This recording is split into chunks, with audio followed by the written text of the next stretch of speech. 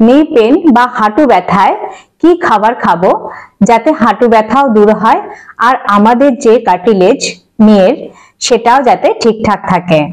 এই সমস্ত প্রশ্ন আমাকে প্রায়শই পেশেন্টরা করে থাকেন আর আমারও মনে হয় এটা একটা খুব ইম্পর্টেন্ট টপিক যেটা নিয়ে একটা ভিডিও বানানো দরকার। তাই আমি আজ এই ভিডিও নিয়ে এলাম, আপনারা অবশ্যই দেখুন। নমস্কার ফ্রেন্ডস, আমি শুক্লা। আজকাল নি পেন খুব কমন হয়ে গেছে, তাই আজকের ভিডিওতে বলবো আমরা এমন কি খাবো যাতে হাঁটু ব্যথা ঠিক হয়। প্রথমে বলবো আপনার যে টোটাল খাবার যেটা আপনি সারা দিনে খান তার মধ্যে ক্যালসিয়ামের মাত্রা অনেক বেশি থাকতে হবে। এর জন্য আপনি ক্যালসিয়াম ট্যাবলেট তো নিতেই পারেন, কিন্তু আপনার ডায়েটে যে দুধ বা দুগ্ধজাত দ্রব্য তা বেশি পরিমাণে রাখুন, যেমন দই, দুধ, পনির, ছানা এগুলো নিন। এছাড়া ননভেজ ফুডেও ক্যালসিয়াম থাকে, যেমন ডিমের সাদা অংশ।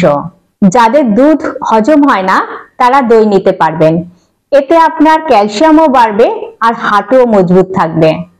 এছাড়া হলুদ, যা আপনি মশলা হিসাবে ব্যবহার করেন, এর মধ্যে যে অ্যান্টি ইনফ্ল্যামেটরি প্রপার্টি পাওয়া যায় তা খুবই ভালো।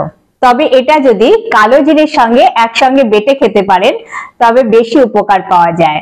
এছাড়া দুধের সঙ্গে যদি হলুদ মিশিয়ে খেতে পারেন তবেও খুব ভালো উপকার পাওয়া যায়। এগুলো নিলে আপনার ব্যথাও কম করবে আর ক্যালসিয়ামও বাড়বে। এছাড়া আদা খান, ড্রাই ফ্রুটস খান। ড্রাই ফ্রুটস এর মধ্যে বিশেষ করে আখরোট, যা জয়েন্টের জন্য বিশেষভাবে ভালো।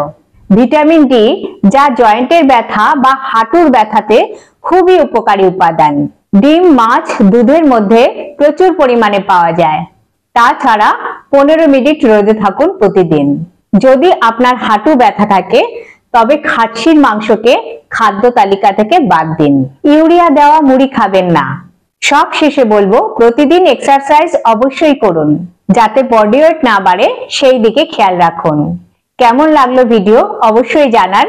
ভালো থাকুন, সুস্থ থাকুন, ধন্যবাদ।